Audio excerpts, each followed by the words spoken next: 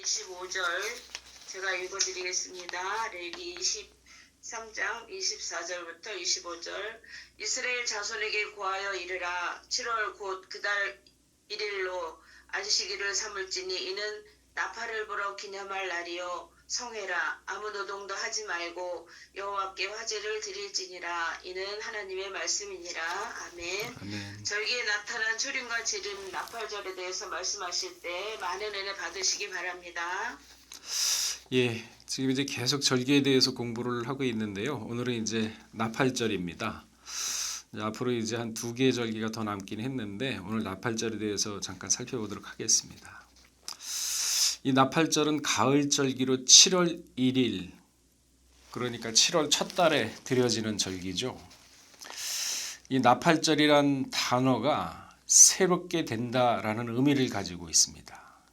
그러니까 또한 광야에서 가나안으로 장막을 이동할 때 나팔을 불었던 것을 기념하는 절기이기도 합니다. 이스라엘의 민간력으로는 7월 1일 티시리월이죠. 1월 1일 우리한테 하면은 1월 1일 곧 설날이 되는 것입니다. 오늘 본문 레위기 23장 24절에도 보면은 나팔을 불어 기념할 날이요 성회라 그랬습니다. 나팔을 불어 기념할 날이요 성회라. 그러니까 이 나팔은요 일정한 간격을 두고 하루 종일 반복해서 불렀는데 이렇게 하는 이유는 새로운 날이 도래했다는 것을 알리고 기쁨으로 새 날을 맞이할 것을 선포하는 행위인 것입니다. 또한 이 나팔은요 주님의 재림을 상징하기도 합니다. 마태복음 24장 30절에서 31절에 보시게 되면요. 그때의 인자의 징조가 하늘에서 보이겠고 그때의 땅의 모든 족속들이 통곡하며 그들이 인자가 구름을 타고 능력과 큰 영광으로 오는 것을 보리라. 저가 큰 나팔 소리와 함께 천사들을 보내리니 저희가 그 택하신 자들을 하늘 이 끝에서 저 끝까지 사방으로 모으리라. 큰 나팔 소리를 부를 때 천사들이 와서 택한 자들을 갖다가 모은다 그랬습니다. 큰 나팔 소리를 듣고 온 백성이 예루살렘에 모였던 것처럼 종말에도 이와 같이 될 거라 하는 것을 말씀해 주고 있죠. 그래서 큰 나팔 소리 곧 재림을 얘기합니다. 그렇다면은 이 나팔은 어떻게 진행이 되겠습니까? 계시록 10장 7절에 보시게 되면요. 일곱째 천사가 소리를 내는 날 그 나팔을 불게 될 때 그랬습니다. 하나님의 비밀이 그 종 선지자들에게 전하신 복음과 같이 이루리라. 일곱째 나팔을 불 때 하나님의 모든 비밀이 드러날 것이며 그 종 선지자들에게 전하신 복음대로 이루어진다 그랬습니다. 좀 더 구체적으로 살펴보게 되면요. 계시록 8장을 보게 되면 7 나팔의 재앙을 기록하고 있습니다. 계시록 8장 1절에 보면 일곱째 인을 떼실 때에 하늘이 반시 동안쯤 고요하더니 그랬습니다. 반시 동안 고요하다. 반시 30분을 얘기하죠. 아주 지극히 짧은 시간임을 의미하는 것입니다. 그러니까 문자적으로는 30분을 가리치지만은 그 시간은 일곱째 인을 떼실 때, 그러니까 인의 내용이 공개되기 전에 일어나는 정적의 시간이다. 조용한 시간이다. 아주 짧은 시간 동안 조용하다는 거죠. 일곱째 인을 보시게 되면 피 섞인 우박제왕, 불붙은 큰 산, 그러니까 1월 성신 모든 만물이 혼돈과 뒤틀리는 무시무시한 심판의 재앙이 나타나는데 그 직전에 아주 짧은 평화의 시기가 있다는 것을 보여주고 있습니다. 반시 동안. 이것은 마치 출애굽 전날 밤 애굽의 장자를 멸할 때 천사가 출현하여 그 장자들을 멸하기 직전에 아주 고요한 지극히 조용한 짧은 시간과도 같은 의미죠. 그러면 이 반시 동안 고요한 시간에는 어떻게 해야 되는 것인가? 성도들의 준비를 촉구하는 시간입니다. 성도들의 준비를 촉구하는 시간. 왕상 19장 11절에서 13절까지 보게 되면요. 특히 12절에 보시게 되면은 또 지진 후에 불이 있으나 불 가운데도 여호와께서 계시지 아니하더니 불 후에 세미한 소리가 있는지라. 불 후에 세미한 소리가 있다 그랬습니다. 성도는요, 이 고요한 반시 동안에 하나님의 세밀한 음성을 살필 줄 알고 그 음성을 들을 줄 알아야 되는 것입니다. 그러니까 이 반시 동안 고요한 기간은요, 회개의 기간입니다. 경건을 쌓는 훈련의 기간인 겁니다. 왜? 이제 이 반시가 지나게 되면은, 이 짧은 시간이 지나고 나면은 7번의 대접의 재앙이 일어나니까 그 전에 성도들에게 각성을 시키는 기간이 바로 그 30분이라는 반시라는 짧은 시간인 것이죠. 회개의 기간이고 경건을 쌓는 훈련의 기간이죠. 그렇다면 어떻게 훈련을 하고 어떻게 경건을 할 수 있을까요? 다니엘 12장 10절에 보게 되면요, 많은 사람이 연단을 받아 스스로 정결케 하며 회개케 할 것이나 악한 사람은 악을 행하리니 아무도 깨닫지 못하되 오직 지혜 있는 자는 깨달으리라 그랬습니다. 강신택 박사님이 쓰신 히브리어 대역 성경을 다니엘 12장 10절에서 찾아보게 되면요, 어떻게 써 있냐면은 많은 사람들이 스스로 정결해질 것이다. 그리고 스스로 회개될 것이다. 그리고 연단될 것이다. 그러나 악한 자는 계속해서 악한 짓을 할 것이다. 그러니까 많은 사람이 스스로 정결해지고 스스로 회개를 한다 그랬습니다. 여기 스스로란 뜻은 자기 자신이란 뜻이죠. 자신의 힘으로란 뜻을 가지고 있습니다. 그러니까 남이 시키지 아니하여도 자기 자신의 결심과 자기의 의지로서 그게 바로 스스로라는 뜻이죠. 누가 시키지 않아도 자기 자신이 자각하는 행위, 무엇을요? 마음을 정화시키고 악을 제거하고 시험하여 증명하는 거죠. 시험하여 증명하다? 그 말은 또 무슨 말일까요? 고린도후서 13장 5절에 보면 그 말씀이 나와 있죠. 너희가 믿음에 있는가 너희 자신을 시험하고 너희 자신을 확증하라. 예수 그리스도께서 너희 안에 계신 줄 너희가 스스로 알지 못하느냐. 그렇지 않으면 너희가 버리운 자니라 그랬습니다.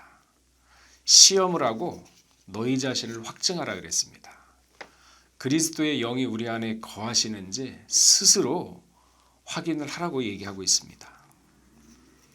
그 말세지 말에 많은 사람들이 스스로 양심에 따라서 자신의 신앙을 정결케 하는 기간이 바로 반시 동안 고요한 그 시간이죠. 믿음을 점검하고 자신을 확정하는 시기, 그러니까 각성과 회개를 촉구하는 기간 30분이죠. 자, 근데 이 반시가 지나게 되면요, 7 천사의 작업들이 이제 시작이 됩니다. 계시록 8장 2절에서 5절에 보게 되면은 내가 보매 하나님 앞에 시위한 7 천사가 있어 7 나팔을 받았더라. 다른 천사가 와서 제단 곁에 서서 금 향로를 가지고 많은 향로를 받았으니 이는 모든 성도의 기도들과 합하여 보좌 앞 금단에 드리고자 함이라. 천사와 향연이라는 말이 나오고 있습니다. 내가 보매 하나님 앞에 시위한 7 천사, 이 7 천사는요 하나님 앞에 시위한다 그랬습니다. 시위한다는 얘기는 수종을 든다는 얘기거든요. 그러니까 이 천사들은 어떠한 성격이냐, 구속사 운동에 있어서 하나님 보좌 앞에서 수종드는 자들을 얘기합니다. 그리고 이들은 한 명이 아니라 7명이라 그랬습니다. 칠수, 완전 수종. 하나님의 공의로운 심판을 수행하기 위하여 임명받은 완전한 천사들을 얘기합니다. 근데 이 천사들이 또한 7 나팔을 받았다 그랬거든요. 나팔을. 그러니까 이들의 불나팔을 받았는데 이것은 그리스도의 심판과 재임 사건에 관계된 나팔을 불기 위해서라고 마태복음 24장 31절에는 얘기하고 있고, 고린도전서 15장 52절에도 데살로니가전서 4장 16절에도 역시 말씀하고 있습니다.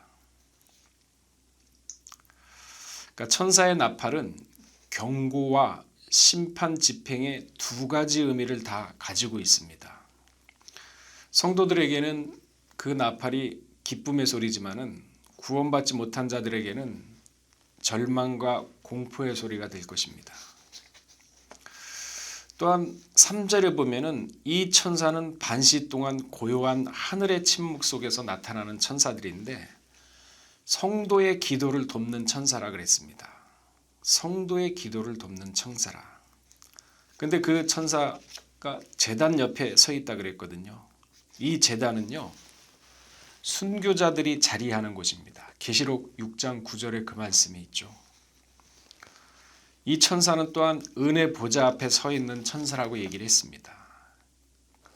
금향로를 가지고 있다 그랬는데 이 천사는 금향로에 성도들의 기도를 담아서 하나님 보좌 앞에 올리는 사명을 감당하는 자들입니다.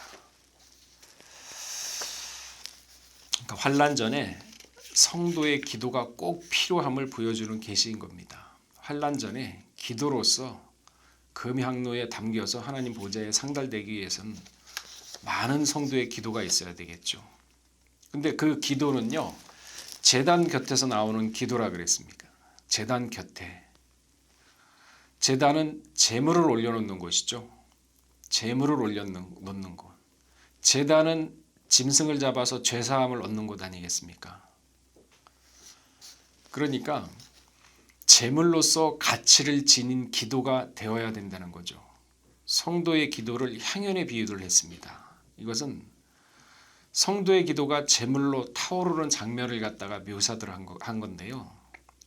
가장 가치 있는 제물은 향기로 불타오르는 제물이 가장 가치 있는 것입니다.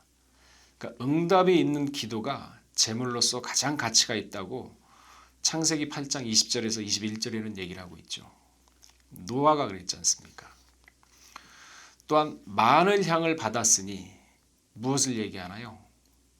이거는 다량의 기도를 얘기합니다. 그러니까 많은 성도들의 많은 기도의 양을 얘기한다고 마태복음 18장 19절에는 얘기하고 있죠.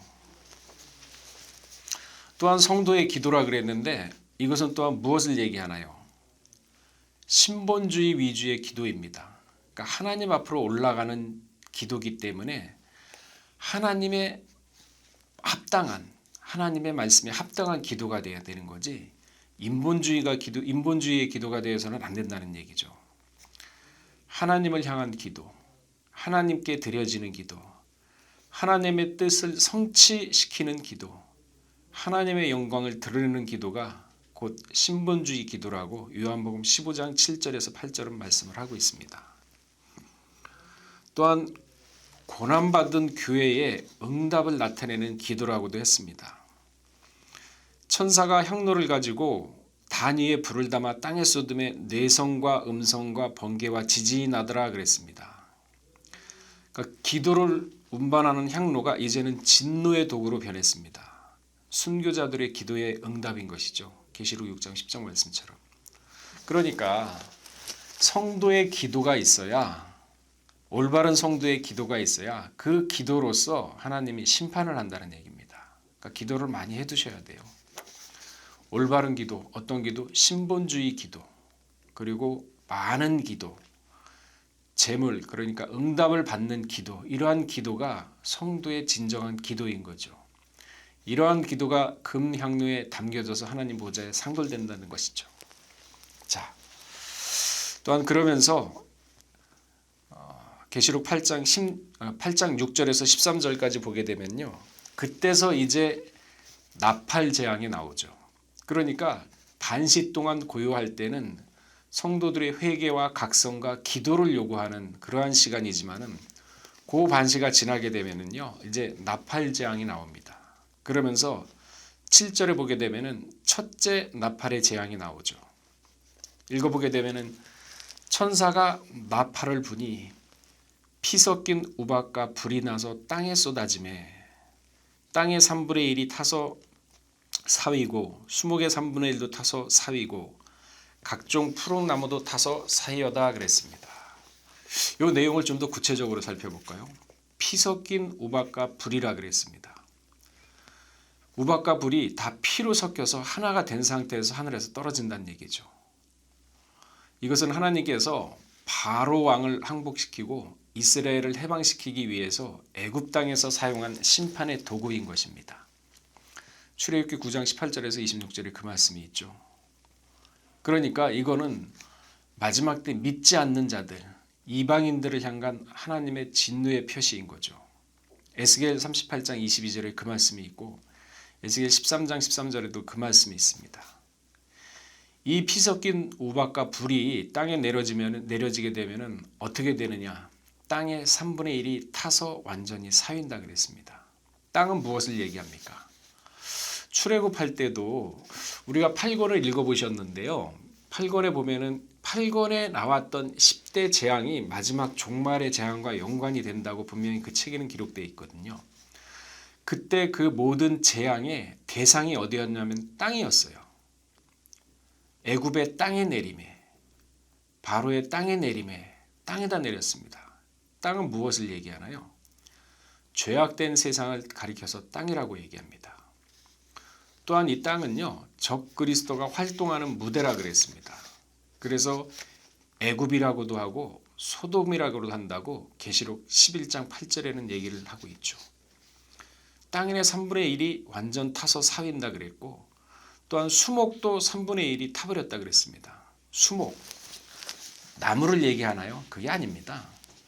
세상의 권세자들, 왕들, 왕족들, 장관들, 장군들, 부자들, 강한 자들 이러한 사람들을 얘기를 하죠. 푸른 풀도 타버렸다 그랬습니다. 푸른 풀은요, 일반 평민들, 백성들, 군중들도 얘기하니까 지위 고하를 막론하고 심판의 대상이 됩니다. 그리고 또한 이 풀은요, 신앙심이 투철한 사람, 절대적인 하나님 신앙을 가지고 있는 사람, 또 심판의 대상에서 된다는 얘기입니다. 그래서 그 과정을 겪어놔야지만 세마포를 바로 입은 사람들은 그 과정을 겪을 수 있고, 그러니까 믿는 사람이라고 해가지고 과정을 겪지 않는 게 아닙니다. 같이 겪습니다. 그러나 믿는 사람은 그 나를 감해주기 때문에 능히 이겨낼 수 있다 그랬습니다. 이사야 40장 6절에서 8절에 그 말씀이 있죠. 베드로전서 1장 24절에 그 말씀이 있습니다. 그러니까 첫째 나팔 재앙은 피 섞인 우박과 불이라 그랬는데 그 재앙이 내리는 목적은 땅에 거하는, 하늘이 아니라 땅에 거하는 불신앙자들, 이방인들, 권력자들, 거기에 붙어가지고 자신의 이해관계에 딸려 있는 자들, 그러니까 불신앙의 대중들을 경고하는 그러한 재앙이 바로 그겁니다. 피 섞인 우박과 불이죠. 전쟁을 선포하죠. 여호수아 6장 3절에서 5절에 보면은 위기의 경고가 있다고 그랬습니다. 요엘서 2장 1절에 나팔은 전쟁과 위기와 심판과 멸망을 예고하거나 또한 믿는 자에게는 하나의 경고로서 들릴 뿐입니다. 그렇기 때문에 믿는 자는 이 나팔 재앙에서도 희망과 용기와 위로를 잃지 말아야 될 것은 이것은 우리에게 구원의 나팔이고 믿지 않는 자들에게 심판의 나팔이죠. 마태복음 24장 31절에 그 말씀이 있습니다. 데살로니가전서 4장 16절에도 그 말씀이 있습니다. 또한 계시록 8장 8절에서 9절에 보게 되면 둘째 나팔 재앙이 나옵니다. 둘째 나팔 재앙은요, 불붙은 큰 산이라 그랬어요. 큰 산. 그러니까 에레미야 51장 25절에 보게 되면요, 광신적인 신앙이 국가에 미치는 해독이라 그랬습니다. 그러니까 적그리스도가 나와가지고 미혹할 수 있으면은 사람들을 다 미혹하고 믿는 사람까지 실족해 해서 떨어뜨린다고 하지 않습니까? 그러한 신앙들이 말세지말에는 나온다 그랬거든요. 그래서 예수님이 뭐라고 했습니까? 여기 있다 해도 듣지 말고 저기 있다고도 듣지 말라. 동에서 서해가 번쩍인 것 같이 그렇게 오신다 그랬거든요. 근데 이런 때가 와요. 이런 때가. 이러한 환랑 중에 성도는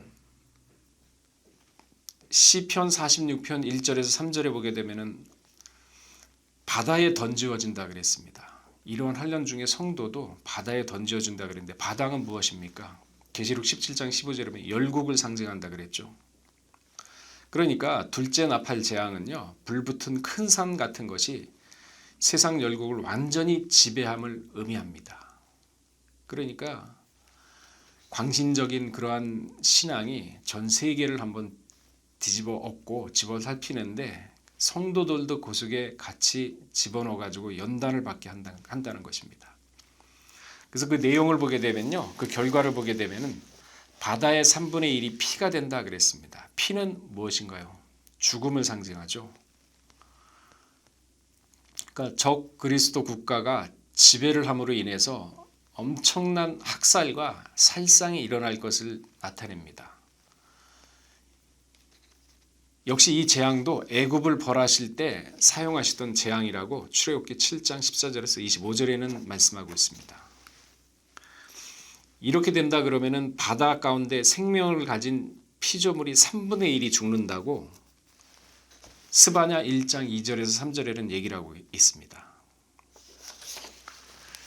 또한 배들의 3분의 1이 깨진다 얘기를 하고 있습니다. 그러니까 전 세계적으로 적그리스도 같은 광신적인 그러한 신앙이 세계를 뒤집어 엎고 다 잡으면서 엄청난 피해 학살이 있을 것을 둘째 재앙은 우리에게 보여주는 것입니다. 성도도 여기에 다 포함이 돼서 그 과정을 겪어나가거든요. 겪지 않고 그냥 넘어가지 않습니다. 다 겪습니다. 그러나 좀 전에 말씀드렸듯이 진정한 반시 동안 고요한 자기 자신을 각성하고 회개하고 일곱째 나판이 직전에 신앙을 갖다가 준비한 사람, 그 사람은요 이런 나팔 재앙이 온다 하더라도 희망이 있다는 얘기죠. 왜? 보호를 해준다. 사비부. 그 희망과 용기를 잃지 말자고 지금 우리가 이거 공부를 하는 거 아니겠습니까? 셋째 나팔 재앙은요 횃불같이 타는 별이라 그랬습니다. 계시록 8장 10절에서 11절이 말씀하고 있죠. 횃불은 희미한 등불을 의미하며 이것은 기름이 닿으면 곧 꺼져버릴 운명의 불을 얘기하고 있습니다. 그러니까 하늘에서 떨어졌다 그랬는데 이것은 천사가 자기 지위를 지키지 못하고 타락한 것과 같다고 유다서 1장 6절에는 얘기를 하고 있습니다. 또한 10절에서 11절을 읽어보게 되면 이름이 쑥이라 그랬어요. 쑥은 무엇을 얘기하나요? 쑥은요 거짓 선지자와 그의 교훈을 가리키고 있습니다. 히브리 12장 15절에 그 말씀이 있죠. 또한 우상 숭배를 나타냅니다. 신명기 29장 18절에도 그 말씀이 있습니다. 불의한 재판이라 그랬죠. 아모스 5장 7절에. 그러니까 이 쑥은 에덴 동산에서 뱀이 하와를 유혹한 이후에 오늘날까지 지금도 영적으로 계속 일어나고 있는 독소죠. 그러니까 지금 우리도 그러한 쑥의 유혹을 받고 있는 거거든요. 그러다 보니까 아담이 타락한 것처럼 천사도 자기 지위를 지키지 못하고 타락했는데 마지막 때 뱀이 아니라 아담은 뱀이었지만 마지막 성도들은요 뱀과 용과 사단과 마귀 이것들을 상대를 해야 돼요. 그러니까 아담보다 더 철두철미한 신앙의 자세를 갖다가 키워나가야겠죠. 그렇지 않으면 다 떨어진다는 얘기죠. 그러므로 횃불과 같이 타는 별이란 타락한 천사의 지배를 받는 거짓 선지자 적그리스도 그 교훈을 가르친다고 갈라디아 1장 6절에서 9절에는 말씀하고 있습니다. 고린도후서 11장 4절에도 그 말씀이 있죠. 이 쓴물로 말미암아 쑥 같은 쓴물로 말미암아 많은 사람이 죽었다고 얘기를 하고 있습니다. 강물의 3분의 1 여러 샘물도 쑥으로 인해서 써졌다 이렇게 얘기를 하고 있거든요. 강물과 샘물은요 영혼을 살리는 복음의 말씀을 뜻한다고 에베소서 5장 26절에는 얘기를 하고 있습니다. 요한복음 7장 38절에서 39절에도 말씀하고 있죠. 근데 이 복음의 말씀이 적그리스도에서 변질된다는 얘기입니다. 그리고 사람들이 그 복음의 말씀을 듣고서 진리의 말씀에서 떨어져 나간다 그 얘기를 하고 있는 거거든요. 이런 시대가 온다는 거죠. 그러니까 경계하자는 거죠. 자, 오늘은 그 넷째 천사의 나팔까지만 하도록 하겠습니다. 넷째 천사의 나팔은 계시록 8장 12절에 있죠. 해와 달의 별의 3분의 1이 침을 받아 어두워진다 그랬습니다. 이것은 3일 동안 애굽 전역에 내렸던 흑암 재앙과 연관되어 있습니다. 여섯째 인의 재앙과 아주 유사하다고 계시록 6장 12절에는 말씀하고 있습니다. 출애굽기 10장 21절에서 23절에도 그 말씀이 있죠. 아모스 8장 9절에도 그 말씀이 있습니다. 여기서 해와 달과 별은 그렇다면은 누구를 가르치나요?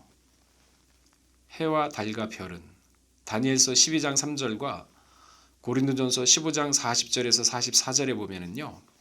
종교 지도자들을 가르친다 그랬습니다. 종교 지도자들. 그리고 이사야 13장 10절에 보면은 정치 지도자들도 가르친다 그랬습니다. 그러니까 이들은 누구냐? 영적 지도자들이지만은 세상 권력자를 표현하기도 하는 겁니다. 그러니까 이 넷째 나팔이 불 때는 종교적으로 정치적으로 지도자들이 교만과 위선과 배도 행위로 인해서 하나님이 징벌을 받는다 하는 것을 미리 나타내 주는 것이죠. 이것은 종교적으로 정치적으로 암흑기가 도래할 것을 우리에게 알려주고 있습니다. 데살로니가전서 5장 2절에서 3절에 그 말씀이 있죠. 누가복음 22장 53절에도 그 말씀이 있습니다. 이것이 재림시 천재 변동이 아니라 이러한 징조가 나타날 때는 재림이 가까워졌다고 우리는 영적으로 빨리 깨달아야 됩니다. 마태복음 21장 25절에서 26절에 그 말씀이 있죠. 그러니까 마지막 때 나팔 재앙은요. 지금 우리가 가만히 보게 되면은 지금은 이제 은혜 받을 만한 때요. 구원의 날이라 그랬습니다. 그러니까 지금은 말씀이 굉장히 풍성합니다. 그러나 말씀이 아무리 많다 하더라도 푸는 것만큼 내 거라 그랬거든요. 근데 이 말씀은 살아있는 말씀이기 때문에 말씀을 사모하는 자는 말씀을 깨닫게 됩니다. 깨닫게 되면은 영적 비밀을 알게 되겠죠. 영적 비밀을 알고 말씀과 기도로 거룩해진다 그랬지 않습니까? 또한 성령을 받는다 그랬거든요. 성령을 받게 되면은 하나님의 깊은 것까지 통달을 한다 그랬습니다. 이러한 사람이 성령으로 사는 사람이 이 환난의 재앙을 이겨낼 수 있고 이 환난에서 능히 견뎌낼 수가 있다는 것이죠. 그래서 오늘 나팔절에 대해서 잠시 살펴봤는데요. 이 나팔절은 분명히 예수님의 재림을 나타내고 있습니다. 근데 그 재림은 어떻게 진행이 되느냐? 반시 동안 고요하는 가운데 성도들의 회개와 각성 그리고 기도를 통해서 거룩해짐으로 말미암아 나머지 7개의 나팔 재앙을 견딜 수 있는 기한을 준다는 거죠.